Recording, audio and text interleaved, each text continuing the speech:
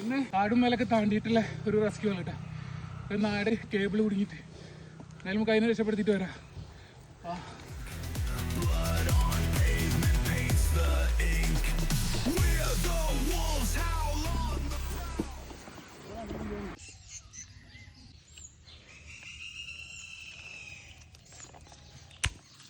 ഓ കമ്പിവേലി ഉണ്ടാ കമ്പിവേലി